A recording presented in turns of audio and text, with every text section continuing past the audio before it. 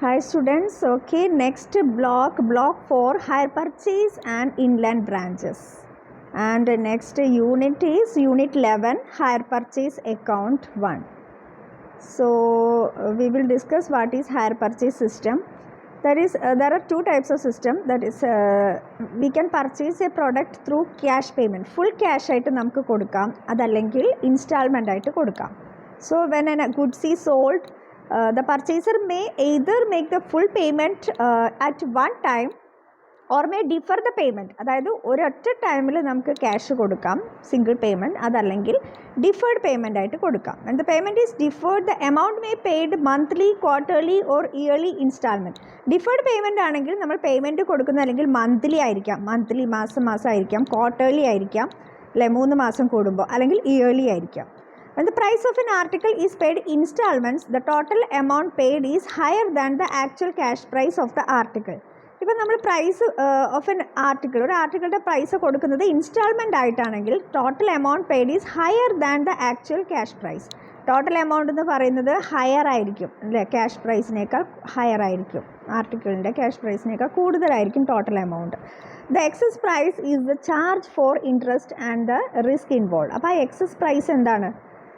നമ്മൾ ഇൻട്രസ്റ്റ് ആയിട്ടാണ് കണക്കാക്കുക. സോ നമുക്കറിയാം, ഇൻസ്റ്റാൾമെൻറ്റ് ആയിട്ട്, അതായത് നമ്മൾ ഹയർ പർച്ചേസിലൊരു പ്രൊഡക്റ്റ് വാങ്ങുമ്പോൾ അതിൻ്റെ വില എന്ന് പറയുന്നത് നമ്മൾ ക്യാഷ് പ്രൈസിൽ കൊടുക്കുന്നതിനേക്കാൾ കൂടുതലായിരിക്കും, അല്ലേ? അതായത് നമ്മൾ മന്ത്ലി, ക്വാർട്ടർലി ഒക്കെ ആയിട്ടാണ് കൊടുക്കുക.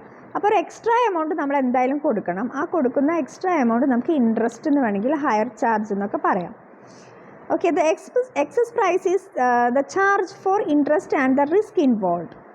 The arrangement of making the payment in installment is beneficial to both the seller and the buyer.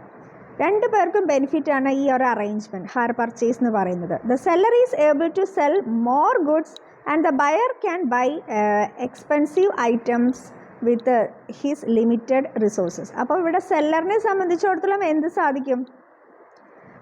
He can sell more goods, അല്ലേ? ഒരുപാട് സാധനങ്ങൾ വാങ്ങിക്കാൻ സാധിക്കും, അതേപോലെ എക്സ്പെൻസീവായ ഐറ്റംസൊക്കെ വാങ്ങിക്കാൻ സാധിക്കും with limited resources. And the seller can sell his product, അല്ല, അയാൾക്ക് അദ്ദേഹത്തിൻ്റെ പ്രൊഡക്റ്റ് വിൽക്കാനും സാധിക്കും. So there are two types of deferred payments, namely hire purchase system and instalment system. രണ്ട് രീതിയിലാണ് വരുന്നത്, hire purchase and instalment system എന്ന് പറഞ്ഞിട്ടാണ് വരാറ്. ഹയർ പർച്ചേസ് എന്ന് പറയുമ്പോൾ നമുക്ക് പഠിക്കുന്ന ഹയർ പർച്ചേസ് സിസ്റ്റമാണ്. Nature of hire purchase agreement. എഗ്രിമെൻറ്റിൻ്റെ നാച്ചർ എന്താണെന്നാണ്. A hire purchase agreement is one under which the buyer takes delivery of goods promising to pay the price in certain number of installments and until the full payment is made, to treat the payment as hire charge for using this said goods.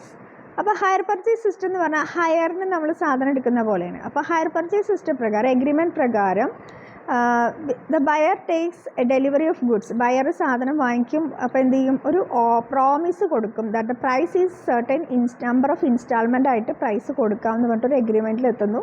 And until full payment is made to treat the payment year hire charges. അതുവരെ നമ്മൾ കൊടുക്കുന്ന പേയ്മെൻറ്റിനെ നമ്മൾ പറയുക hire charges എന്നാണ് പറയുക.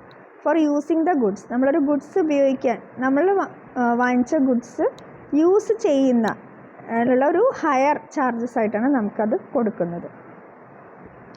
ഇത് higher purchase എഗ്രിമെൻറ്റിൽ എന്താണ് stipulations എന്ന് പറയുന്നത്? The delivery of goods will be given by the owner of goods to the hire purchaser. നമ്മൾ സാധനം കൈമാറുന്നുണ്ട്, ഗുഡ്സ് കൈമാറുന്നുണ്ട് ഹയർ പർച്ചേസർക്ക്. Payment will be make in instalment. Payment instalment ആയിട്ടാണ് നൽകുക.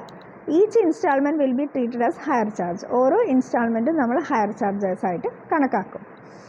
And so that if default in deposit is made of even the last installment is made, the seller will be entitled to take away the goods. അതായത് last instalment പോലെ നമ്മൾ തെറ്റിച്ച് കഴിഞ്ഞാൽ സെല്ലർക്ക് എന്തിനുള്ള right ഉണ്ട്? Goods എടുത്തു കൊണ്ടുപോകാനുള്ള റൈറ്റ് ഉണ്ട്, without compensating the hire purchaser in any form. ഒരു കോംപ്രമൈസും ചെയ്യാതെ അത് മുഴുവനായിട്ടും എടുക്കാനുള്ള റൈറ്റ് സെല്ലർക്കുണ്ട്, തിരിച്ചെടുക്കാനുള്ളത്. അതേപോലെ if all installments are paid and the other conditions are fulfil, the ownership of the goods will pass to the buyer. ഇനി ഇതിൻ്റെ ഓണർഷിപ്പ് നമുക്ക് കിട്ടുന്നത് എപ്പോഴാണ്? എല്ലാ ഇൻസ്റ്റാൾമെൻറ്റും അടച്ചതിന് ശേഷം മാത്രമാണ് നമുക്ക് ഓണർഷിപ്പ് കിട്ടുന്നുള്ളൂ. സോ അതാണ് ഹയർ പർച്ചേസ് സിസ്റ്റം എന്ന് പറയുന്നത്. അപ്പോൾ ഒന്നുമില്ല, നമ്മൾ നേരിട്ട് ക്യാഷായിട്ട് ഫുൾ എമൗണ്ട് വാങ്ങുന്നതിന് പകരം ഒരു ഇൻസ്റ്റാൾമെൻ്റ് ആയിട്ട് നമ്മൾ വാങ്ങിക്കുന്നു. ആ വാങ്ങിക്കുമ്പോൾ നമ്മൾ കൊടുക്കുന്ന ഒരു പേയ്മെൻറ്റ് മന്ത്ലി ആയിരിക്കാം, ഇയർലി ആയിരിക്കാം. ആ പേയ്മെൻറ്റിനാണ് നമ്മൾ ഹയർ ചാർജ് എന്ന് പറയുന്നത്. അതേപോലെ ഈ ഒരു എമൗണ്ട് ഫുൾ അടച്ചാൽ മാത്രമേ നമുക്ക് ഓണർഷിപ്പ് നമുക്ക് കിട്ടുന്നുള്ളൂ. പിന്നെ ഒരു എമൗണ്ടിൽ നല്ല വ്യത്യാസം ഉണ്ടായിരിക്കും, ചെറിയൊരു വ്യത്യാസം എന്തായാലും ഉണ്ടാവും. അതായത് നമ്മൾ ഫുൾ ക്യാഷ് പ്രൈസ് കൊടുക്കുന്നതിനേക്കാൾ കൂടുതൽ എമൗണ്ടാണ് ഹയർ പർച്ചേസ് സിസ്റ്റം പ്രകാരം വരുന്നത്. അങ്ങനെ വരുമ്പോൾ നമ്മൾ കൂടുതൽ എമൗണ്ട് കൊടുക്കേണ്ടി വരും. ആ എമൗണ്ട് നമുക്ക് ഇൻട്രസ്റ്റ് ആയിട്ടോ ഹയർ ചാർജസ് ആയിട്ടോ കണക്കാക്കാം.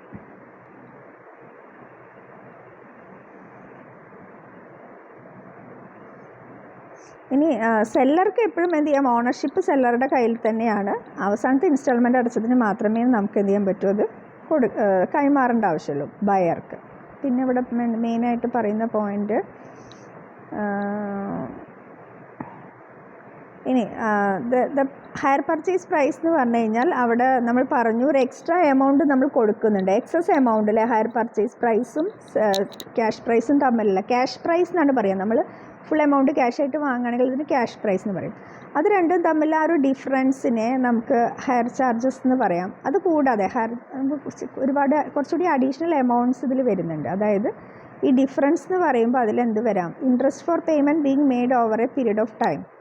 നമ്മൾ നൽകുന്നതിനുള്ളൊരു ഇൻട്രസ്റ്റ്, അതായത് നമ്മൾ ഈ ഒരു അസറ്റ് ഉപയോഗിക്കാൻ നമുക്ക് തരുമ്പോൾ നമ്മളൊരു എമൗണ്ട് നമ്മൾ ഇൻവെസ്റ്റ് ചെയ്യുന്നുണ്ടല്ലോ. സോ അതിനൊരു ഇൻട്രസ്റ്റ് എന്നുള്ള രീതിയിൽ നമുക്കൊരു എമൗണ്ട് വരുന്നുണ്ട്. Payment for the risk taken by the seller risk എടുത്തിട്ടാണ് ഒരു പ്രൊഡക്റ്റ് നമുക്ക് തരുന്നത് ഹയർ പർച്ചേസ് സിസ്റ്റം പ്രകാരം. ഫുൾ ക്യാഷ് തരാതെയാണ് നമുക്ക് ആ പ്രൊഡക്റ്റ് ഉപയോഗിക്കാൻ കിട്ടുന്നത്. സോ അതൊരു റിസ്ക് ആണ് ആരെ സംബന്ധിച്ചിടത്തോളം, സെല്ലറെ സംബന്ധിച്ചിടത്തോളം. സോ ആ റിസ്ക് കോമ്പൻസേറ്റ് ചെയ്യാൻ ഒരു amount. Expenditure on the registration, insurance and delivery of goods. ഇവിടെ ഒരു ഇൻഷുറൻസ് ഉണ്ടായിരിക്കും, രജിസ്ട്രേഷൻ ഉണ്ട്, അതേപോലെ മറ്റുള്ള എക്സ്പെൻഡിച്ചറുകൾക്കൊക്കെ വേണ്ടിയിട്ടൊരു എമൗണ്ടും നമ്മൾ ഇതിൽ ഉൾപ്പെടുന്നുണ്ട്. അപ്പോൾ ഡിഫറൻസ് എന്ന് പറയുന്നത്, അതായത് നമ്മൾ ക്യാഷ് പ്രൈസ് ആയിട്ട് വാങ്ങുന്നതും ഹയർ പർച്ചേസ് ആയിട്ട് വാങ്ങുന്നതും തമ്മിലുള്ള ഡിഫറൻസ് എന്ന് പറയുന്നത് ഈ പറഞ്ഞ എമൗണ്ടുകൾ ഉൾപ്പെടുന്നതാണ്. ഒന്ന് ഇൻട്രസ്റ്റ് വരും, പിന്നെ നമ്മൾ റിസ്ക് ഏറ്റെടുക്കുന്നതിന് ഒരു എമൗണ്ട് വരും, പിന്നെ രജിസ്ട്രേഷൻ ഫീസൊക്കെ വരും. ഇനി ഇതിൻ്റെ ഡെഫിനിഷൻസ് ഒന്നുകൂടി, ഡെഫിനിഷൻ എന്താണ് ഹയർ പർച്ചേസ് എന്നുള്ളതിനൊരു ഡെഫിനിഷനാണ്. According to Section 2, Subsection C of the Hire Purchase Act 1972, the hire purchase agreement is an agreement under which the goods are let on hire and the hirer has an option to purchase them in accordance with the terms of the agreement. ഒരു agreement പ്രകാരം, അതായത് ഇതിൽ പറയുന്ന section 2 subsection C പ്രകാരം, higher purchase act പ്രകാരം higher purchase agreement എന്ന് പറഞ്ഞു കഴിഞ്ഞാൽ ഒരു എഗ്രിമെൻ്റ് ആണ്. അതിൽ എന്ത് സംഭവിക്കുന്നുണ്ട്, goods are let on higher, നമ്മൾ സാധനങ്ങൾ വാടകയ്ക്ക് ഹയറിന് കൊടുക്കുന്നുണ്ട്. ആൻഡ് ഹയർക്ക് ഒരു ഓപ്ഷൻ ഉണ്ട്, എന്താണ്, purchase them accordance with the terms of the agreement. എഗ്രിമെൻറ്റിൽ പറയുന്ന ടേംസ് പ്രകാരമാണ് ഹയറർ ഇത് വാങ്ങിക്കുക, ഇത് പർച്ചേസർ. എന്തൊക്കെയാണ് ടേംസ് പറയുന്നത്, possession of goods is delivered by the owner thereof to a person on conditions that such person pay the agreed amount in periodical instalment.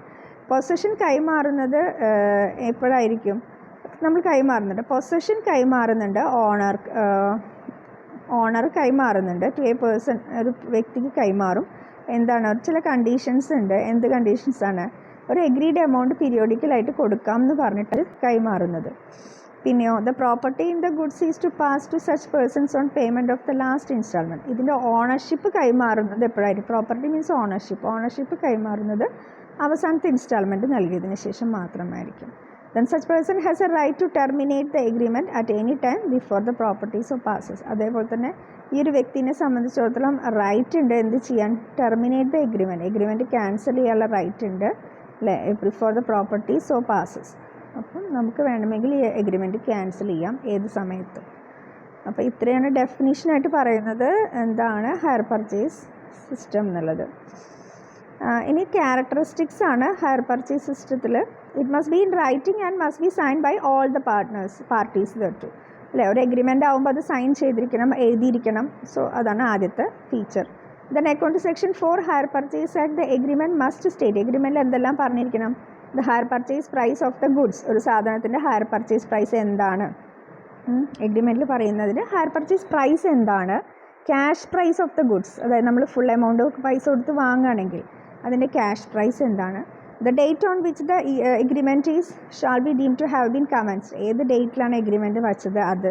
The number of installments by which the hire purchase price is to be paid. എത്ര instalment ആയിട്ടാണ് ഇത് കൊടുക്കേണ്ടത്. The amount of each those installment and the date. ഓരോ ഇൻസ്റ്റാൾമെൻറ്റും അതിൻ്റെ ഡേറ്റും അറിഞ്ഞിരിക്കണം. And the person to whom and the place where it is payable. അല്ലേ, എവിടെയാണ് ഇത് കൊടുക്കേണ്ടത്, ഡെലിവർ ചെയ്യേണ്ടത്, ഈ കാര്യം അറിഞ്ഞിരിക്കണം. അതേപോലെ തന്നെ the good to which the agreement relates it's the matter sufficient to identify them. അതായത് നമ്മൾ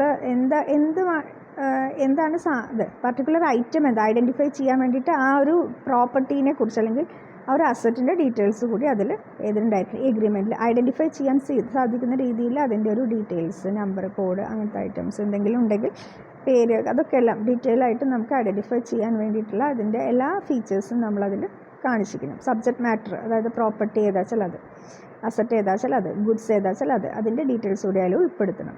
അപ്പോൾ ഇത്രയും കാര്യങ്ങൾ നമ്മളൊരു എഗ്രിമെൻറ്റിൽ ഉണ്ടാകുമ്പോൾ എഗ്രിമെൻറ്റ്, അതായത് ഈ ഹയർ പർച്ചേസ് എഗ്രിമെൻറ്റുമായി ബന്ധപ്പെട്ട എല്ലാ കാര്യങ്ങളും ആ എഗ്രിമെൻറ്റിൽ ഉണ്ടായിരിക്കും. ഇനി ഹയറർക്കുള്ള റൈറ്റ്സ് ആണ് നെക്സ്റ്റ് പറയുന്നത്. ഹയറർ എന്ന് പറഞ്ഞു കഴിഞ്ഞാൽ ഹയർ പർച്ചേസ് എഗ്രിമെൻറ്റ് പ്രകാരം നമ്മൾ വാങ്ങിക്കുന്ന ആൾ, പർച്ചേസറാണ് ഹയറർ എന്ന് പറയുന്നത്. അദ്ദേഹത്തിന് ഒരുപാട് റൈറ്റ്സ് ഉണ്ട്. അതെന്തൊക്കെയാണ്? Owner of the cannot terminate the hire purchase agreement for default in payment of hire your due to unauthorized act in breach or in expression or conditions unless a notice in this regard writing is given to the hirer. അതായത് മുൻകൂട്ടിയിട്ടൊരു notice നൽകാതെ, അതായത് ഒരാഴ്ച മുന്നെങ്കിലും ഒരു notice നൽകാതെ നമ്മൾ ഒരു notice ഒരാഴ്ചയോ രണ്ടാഴ്ചയോ മുന്നേ നമ്മൾ notice നൽകിയിരിക്കണം. 1 week when the hire is payable. അതായത് നമ്മളിതിൻ്റെ പേയ്മെൻറ്റ് എത്രത്തോളം നമ്മൾ ഡിലേ വരുന്നു അതിന് മുന്നേ തന്നെ നമ്മൾ അങ്ങനെ വന്നിട്ടുണ്ടെങ്കിൽ നമ്മളൊരു നോട്ടീസ് മുന്നേ തന്നെ നമ്മൾ അയച്ചിരിക്കണം. എഗ്രിമെൻറ്റ് ടെർമിനേറ്റ് ചെയ്യാൻ പറ്റില്ല, മുൻകൂട്ടിയിട്ട് നോട്ടീസ് നൽകണം. എന്നിട്ട് മാത്രമേ ഒരു സെല്ലർക്ക് എഗ്രിമെൻറ്റ് ടെർമിനേറ്റ് ചെയ്യാൻ പറ്റുള്ളൂ. In the following cases, the right to repossess the goods will not exist unless it is sanctioned by the court. പിന്നെ റീപോസസ് ചെയ്യുക പറഞ്ഞാൽ തിരിച്ചു പിടിക്കുക, ഒരു അസറ്റ് തിരിച്ചു പിടിക്കാൻ പറ്റില്ല. താഴെ പറയുന്ന കേസുകളിൽ കോടതിയുടെ സമ്മതമില്ലാതെ ഒരു സെല്ലർക്ക് പ്രൊഡക്റ്റ് തിരിച്ചു പിടിക്കാൻ പറ്റില്ല. എന്തൊക്കെയാണ് പറയുന്നത്? അതായത് hire purchase price is less than 15,000. 15,000 രൂപയിൽ താഴെയാണ് ഹയർ പർച്ചേസ് പ്രൈസ് എന്നുള്ളതാണെങ്കിൽ, അതേപോലെ തന്നെ 1/2 of the hire purchase price has been paid. അതായത് ഏകദേശം ഹാഫോളം നമ്മൾ കൊടുത്തിട്ടുണ്ട് പൈസ എങ്കിലും 15,000 രൂപയൊക്കെ കുറവാണ് അതിൻ്റെ പ്രൈസ് എങ്കിലും എന്ത് ചെയ്യാൻ പറ്റില്ല, തിരിച്ചു പിടിക്കാൻ പറ്റില്ല. And where the hire purchase price is higher 3/4 of the hire purchase price has been paid. അതേപോലെ തന്നെ ചിലപ്പോൾ കൂടുതൽ എമൗണ്ട് ആണ് ഹയർ ചാർജ് എന്ന് വിചാരിക്കുക, പക്ഷേ 1/3 നമ്മൾ കൊടുത്തിട്ടുണ്ട് എങ്കിൽ the right to repossess will lapse ആവും, അത് നടക്കില്ല. അതേപോലെ തന്നെ മോട്ടോർ വെഹിക്കിൾ എന്ന് പറയുന്നത് ലെസ് ദാൻ 5,000 ആണ്. അതേപോലെ തന്നെ ഹാഫ് ഓഫ് ദ എമൗണ്ട് കൊടുത്തിട്ടുണ്ടെങ്കിലും നമുക്ക് എന്ത് ചെയ്യാൻ പറ്റില്ല, തിരിച്ചു പിടിക്കാൻ പറ്റില്ല. അതേപോലെ തന്നെ 5,000 മോർ ആണെങ്കിൽ, കൂടുതലാണ് വെഹിക്കിളിൻ്റെ പൈസ എങ്കിൽ the central government has power to racing the limit. അപ്പോൾ നമുക്ക് എന്ത് ചെയ്യാൻ പറ്റും, 3/4 ഓഫ് ദ ഹയർ പർച്ചേസ്, 3/3 കൊടുത്തിട്ടുണ്ടെങ്കിലും നമുക്ക് എന്ത് ചെയ്യാൻ പറ്റില്ല, തിരിച്ചു പിടിക്കാൻ പറ്റില്ല. പിന്നെ 15,000 എന്നുള്ളത് വീണ്ടും ഉയർത്തിയിട്ടുണ്ട്, സെൻട്രൽ ഗവൺമെൻറ്റിന് ഉയർത്താനുള്ള റൈറ്റ് ഉണ്ട്. അപ്പോൾ ഏതായാലും മുൻകൂട്ടിയിട്ട് നോട്ടീസ് നൽകിയിട്ട് മാത്രമേ എന്ത് ചെയ്യാൻ പറ്റുള്ളൂ, തിരിച്ച് എന്തെങ്കിലും എഗ്രിമെൻറ്റ് എന്ത് ചെയ്യാൻ പറ്റുള്ളൂ, ക്യാൻസൽ ചെയ്യാൻ പറ്റുള്ളൂ സെല്ലർക്ക്. അതേപോലെ തന്നെ തിരിച്ചു പിടിക്കാനും ഇതേപോലെ ചെറിയ എമൗണ്ടുകളും അത് പകുതിയോളം നമ്മൾ പേയ്മെൻറ്റ് കൊടുത്തിട്ടുണ്ടെങ്കിൽ തിരിച്ചു പിടിക്കാനുള്ള റൈറ്റ് ഇല്ല. പിന്നെ നെക്സ്റ്റ് വരുന്നത് hirer has the right to receiving from the owner the payment of ₹1 for expenses a statement showing the amount paid on behalf of the hire. അതായത് നമുക്ക് എന്ത് ചെയ്യാനുണ്ട്, നമ്മളൊരു ₹1 കൊടുത്തു കഴിഞ്ഞാൽ നമ്മൾ എന്തെല്ലാം പേയ്മെൻറ്റ് കൊടുത്തു അതിൻ്റെ എല്ലാ ഇതും നമുക്ക് തരണം, സ്റ്റേറ്റ്മെൻറ്റ് തരാനുള്ള നമുക്ക് ലഭിക്കാനുള്ള അവകാശമുണ്ട്. പിന്നെ പറയുന്നത് if the amount paid by the hirer till the date of the reposition of the goods and the value of the goods on the date of the repossession taken together exceeds the hire purchase price, the excess is payable to the hirer. ഇനി നമ്മൾ reposition വരെയുള്ള date നോക്കുക. അതപ്പോൾ market value കൂടുതലാണെന്ന് വിചാരിക്കുക. Reposition വരെയുള്ള date വരെയുള്ള പ്രൊഡക്റ്റിൻ്റെ value നോക്കിയിട്ട് മാർക്കറ്റ് വാല്യൂ കൂടുതലാണെങ്കിൽ ആ എക്സസ് പൈസ ആർക്ക് തിരിച്ചു കൊടുക്കണം?